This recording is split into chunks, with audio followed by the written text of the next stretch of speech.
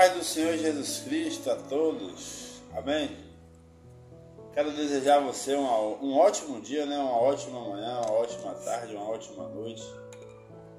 Que o Espírito Santo, do nosso Senhor possa lhe acompanhar nas suas melhores escolhas, nas suas melhores decisões e também nas mais difíceis, beleza? Que ele possa ser, de fato, aquilo que ele significa para nós, Paráclitos, ajudador, aquele que vai junto, aquele que caminha contigo, aquele que lhe esforça, aquele que lhe dá visão, aquele que lhe dá discernimento, aquele que vai estar com você até o dia do nosso Senhor Jesus Cristo, amém? Glória a Deus. Quero compartilhar uma palavra, que começou ontem, a ser ministrada no meu coração, baseado em um fato que eu vivi, e, consequentemente, hoje, pedindo uma palavra ao Senhor, o Senhor fez com que a palavra ela se abrisse aqui no capítulo 6 de 2 Crônicas, que fala sobre a questão, os versículos 1 ao 11, fala sobre a questão do discurso de Salomão e a bênção, toda aquela retórica ali, de ele explicando, que Davi teve a vontade de fazer a morada do Senhor, que Deus achou que isso era bom, porém, toda a vida foi ele que levantou, o templo. E eu vou ler um versículo aqui, para nós podermos ganhar um tempo e o vídeo não ficar tão extenso. Que diz assim,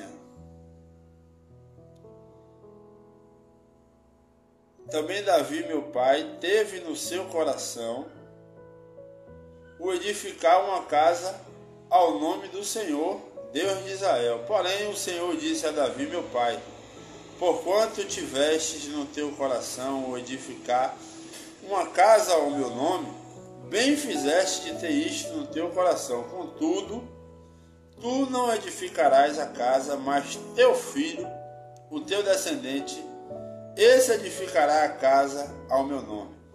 Eu li dos versículos a partir do versículo 7, assim até o 10. E o que é que essa palavra nos diz, irmão?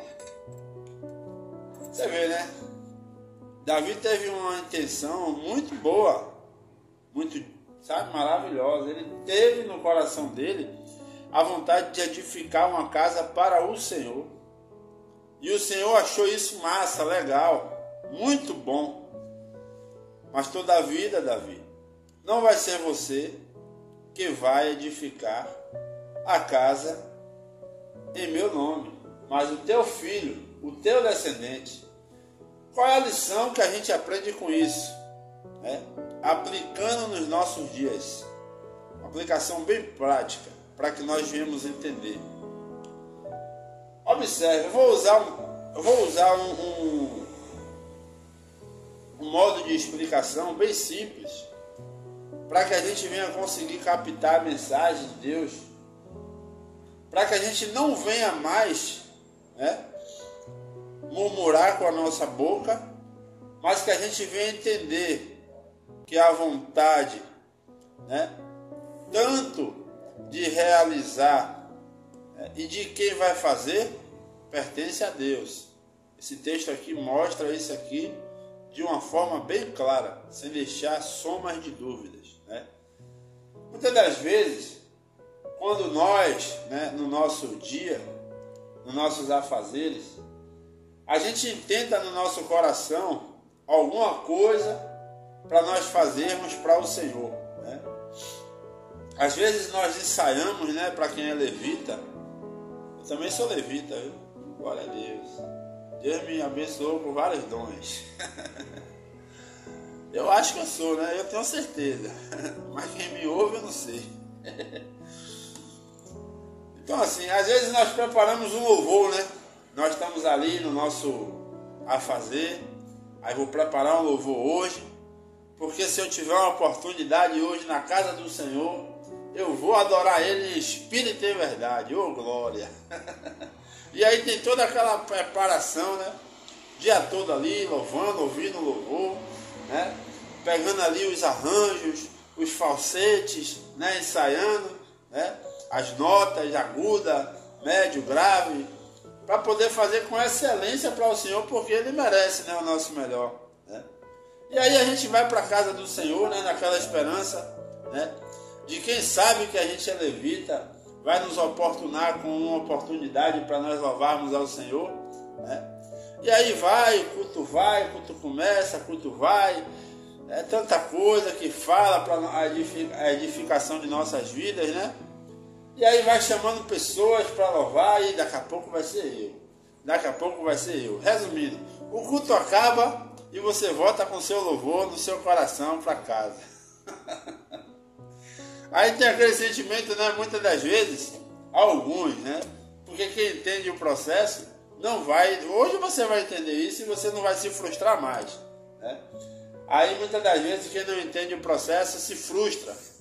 Poxa, o pastor não me deu a oportunidade hoje de louvar.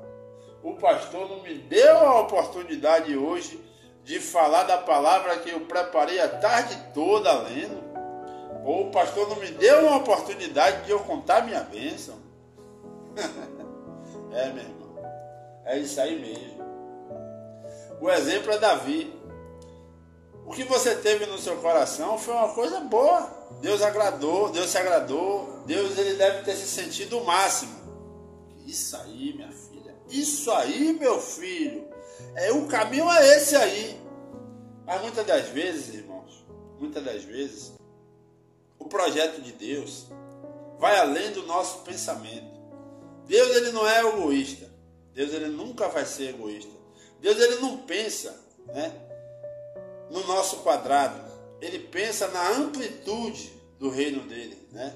Assim como o irmão sabe louvar, outras pessoas também sabem, né? E às vezes, Deus, ele sabe o momento certo de agir.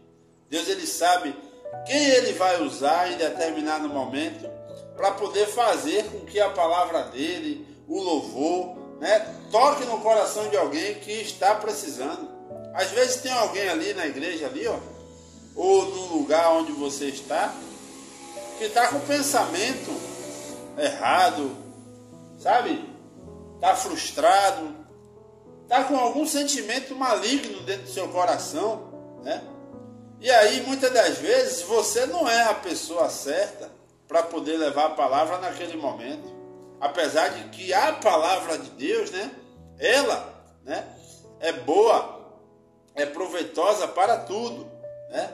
Mas às vezes também, pode ter certeza disso, às vezes também, Deus, ele trabalha com a questão da pessoa. Deus trabalha com a imagem da pessoa, né? Às vezes a pessoa se identifica mais com uma do que com outras. E isso não é pecado e não é errado. E Deus usa dessas armas para poder fazer com que a palavra dele seja introduzida no coração de alguém, né?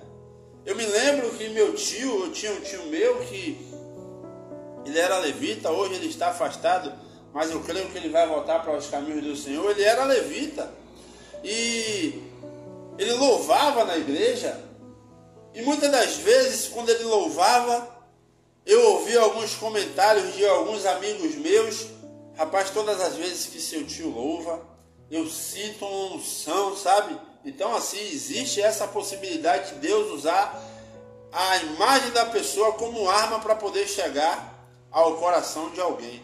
E muitas das vezes essa pessoa não é você. Você preparou o esboço, você preparou o estudo, né, para poder falar na EBD, você preparou o louvor para louvar diante da congregação, mas às vezes não é você, meu irmão, naquele dia para poder fazer esse papel.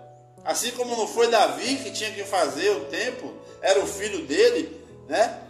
E a gente vai entender lá depois por que o filho dele, né? Até mesmo para poder trazer uma visibilidade maior, né? Uma confirmação de que de fato Deus estava na vida de Salomão, né? Às vezes acontece também nos nossos dias. Deus levanta outras pessoas.